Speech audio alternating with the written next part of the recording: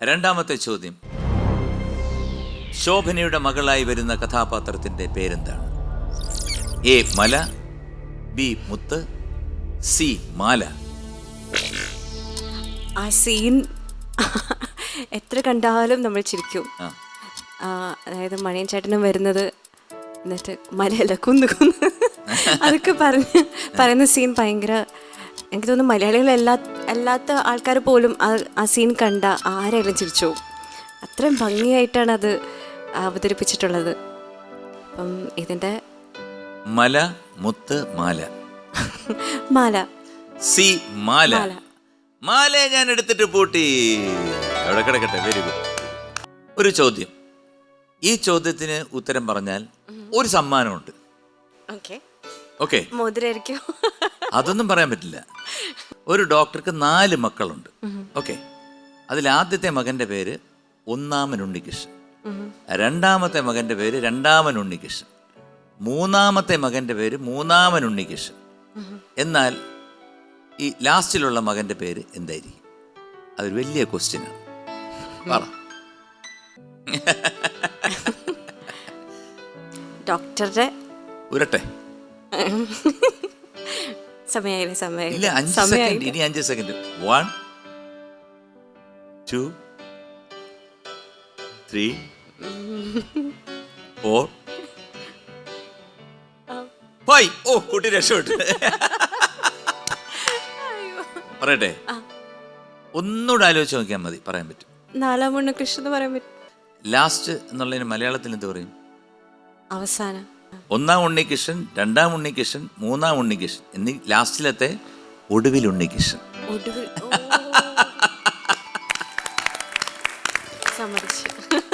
ഇനി ഞാൻ സമ്മാനം തരുന്നില്ല, നിർത്തി ആ പരിപാടി. ഓക്കെ, അപ്പം മാലയാണ് ഉത്തരം നൽകിയിരിക്കുന്നത്. സി മാല. ഉത്തരം ശരിയാണ്. കൺഗ്രാറ്റുലേഷൻസ്. Very good. സവാരി ഗിരിഗിരിയിൽ 3-ാമത്തെ ചോദ്യം ശ്രദ്ധിക്കൂ. തിലകൻ ചെയ്ത കഥാപാത്രത്തെ കുട്ടികൾ വിളിക്കുന്ന ഇരട്ടപ്പേര് എന്താണ്? എ ചെമ്പൂതം, ബി മലമ്പൂതം, സി കരിമ്പൂതം. സി കരിമ്പൂതം. കരിമ്പൂതോ? കരിമ്പൂതം. കരിമ്പൂതം. ഭൂതം. സി കരിമ്പൂതം നമ്മൾ അങ്ങെടുത്തിട്ട് പൂട്ടി വെച്ചിരിക്കുകയാണ്. അപ്പം പ്രേമ വിവാഹമായിരുന്നു. വിവാഹം കഴിഞ്ഞു, കുട്ടികൾ ആയിട്ടില്ല. ഓക്കെ, അപ്പോൾ എന്താണ് നിങ്ങളുടെ ഒരു ഹോബി? കാരണം ഈ സമയമൊക്കെ കിട്ടുമ്പോൾ കോയമ്പത്തൂർ പോവോ അതോ ഇങ്ങോട്ട് വരുമോ? ഞാൻ ഇടയ്ക്ക് കോയമ്പത്തൂർ പോവും, അദ്ദേഹം ഇങ്ങോട്ടും വരും. പിന്നെ ഈ ഒരു സമയമായതുകൊണ്ട്. അല്ല, അപ്പം ഞാൻ ചോദിക്കുന്ന വേറൊന്നുമല്ല, കുക്കിംഗ് ഒക്കെ അറിയാമോ? അത്യാവശ്യം അറിയാം. അത്യാവശ്യം ചായ ഉണ്ടാക്കുമോ? അങ്ങനല്ല, പയർക്കഞ്ഞിയൊക്കെ ഉണ്ടാക്കും. പയർക്കഞ്ഞി വലിയ പ്രയാസമാണ് കേട്ടോ. പയർക്കഞ്ഞി എന്ന് പറഞ്ഞു കഴിഞ്ഞാൽ അത് വളരെ പ്രയാസമേറിയ ഒരു കാര്യമാണ്. കാരണം വെള്ളം ഒഴിക്കണം, പിന്നെ അരിയിടണം, പിന്നെ പയറിടണം, പിന്നെ സ്റ്റൗ കത്തിക്കണം. സ്റ്റൗ അല്ലെങ്കിൽ മറ്റേ ഗ്യാസ് കത്തിച്ച് അത് തിളച്ച് വരുമ്പോൾ ഇത് വാർക്കണം. എന്നിട്ട് ഉപ്പെടുത്ത് വെതറിയിട്ട് ഫ്രാൻസിസിന്റെ വായിലോട്ട് തള്ളി കയറ്റണം.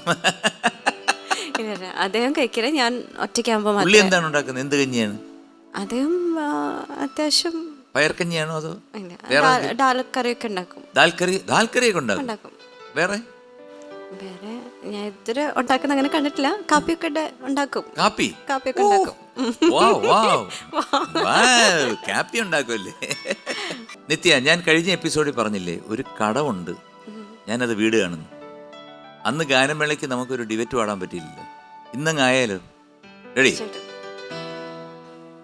ഒരു വല്ലം പൊന്നും പൂവും കരിനീല ചാന്തും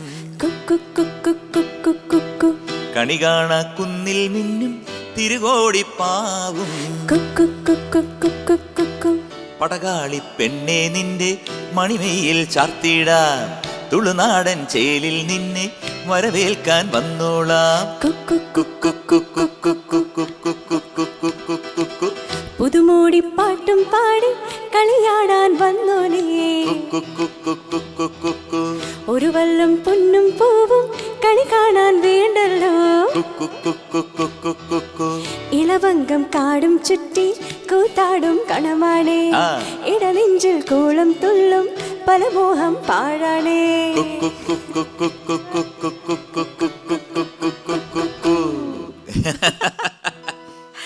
ഇതൊരു തുടക്കം മാത്രം. ഇനി മുമ്പോട്ട് പോകുമ്പം definitely if opportunities come definitely I will call you. Okay. ഒരുപാട് സന്തോഷം. അപ്പം സി കരിമ്പൂതമാണ് പറഞ്ഞിരിക്കുന്നത്. കരിമ്പൂതം വളരെ വളരെ ശരിയാണ്. കൺഗ്രാജുലേഷൻസ്. Very good. അടുത്തത് 4ാമത്തെ ചോദ്യം. ഇതാ എടുത്തോളൂ, ഒരു വീഡിയോ.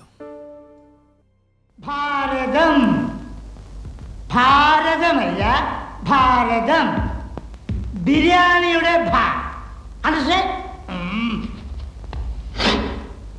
പായുടെ അടിയിൽ നാ കിടന്നാൽ എന്തു പറയും?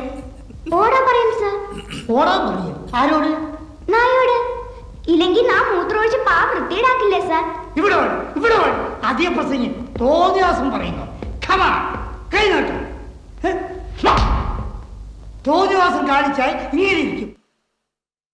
ചോദ്യം: ഈ ദൃശ്യത്തിൽ മാഷ് ബോർഡിൽ തലക്കെട്ടായി നൽകിയിരിക്കുന്നത് എന്താണ്?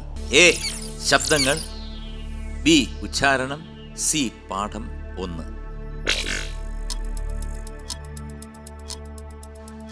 ഈ ദൃശ്യത്തിൽ മാഷ് ബോർഡിൽ തലക്കെട്ടായി നൽകിയിരിക്കുന്നത് എന്താണ്? എ ശബ്ദങ്ങൾ, ബി ഉച്ചാരണം, സി പാഠം 1. പാഠം 1 എഴുതാനുള്ള സ്പേസ് ഇല്ല. ഭാരതം, ബിരിയാണി, ഉച്ചാരണം. അപ്പം ബി ഉച്ചാരണം. ഉച്ചാരണം ഞാൻ എടുത്തിട്ട് പൂട്ടിയിരിക്കുന്നു. എന്താണ് ഇനി മുമ്പോട്ടുള്ള പ്രയാണത്തിൽ ഒരാഗ്രഹം?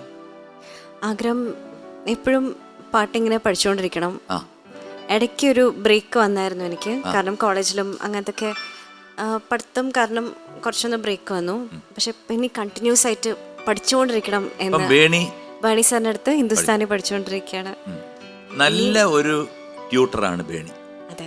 കാരണം പുള്ളി പെർഫെക്ഷൻ്റെ ഹൈറ്റിൽ നിൽക്കുന്ന ഒരു മനുഷ്യനാണ്. ഒരു ശകലം തെറ്റുപോലും വന്ന ശ്രുതിയുടെയോ എവിടെയെങ്കിലും വന്നു കഴിഞ്ഞാലുണ്ട് ബേണി അത് തിരുത്തി തരും. അതുകൊണ്ട് ഡെഫിനറ്റ്ലി കണ്ടിന്യൂ വിത്ത് ഹിം.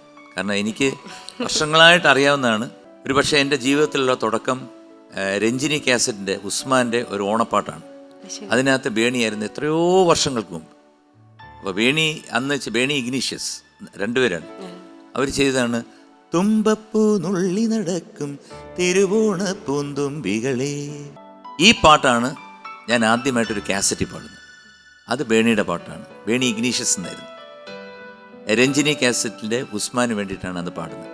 എൻ്റെ പിന്നിൽ ഒരുപാട് പേര് എന്നെ സപ്പോർട്ട് ചെയ്തിട്ടുണ്ട്. ഡെനീസ് ജോസഫ്, ഒത്തിരി പേര്, ജോഷിയേട്ടന്, തമ്പി കണ്ണന്താനം, അങ്ങനെ ഒത്തിരി ആൾക്കാർ സപ്പോർട്ട് ചെയ്തു. അപ്പോൾ എന്തുകൊണ്ടും Bernie is very act for you. Okay. B ഉച്ചാരണം ശരി ഉത്തരമാണ്. Congratulations. Very good. Thank U.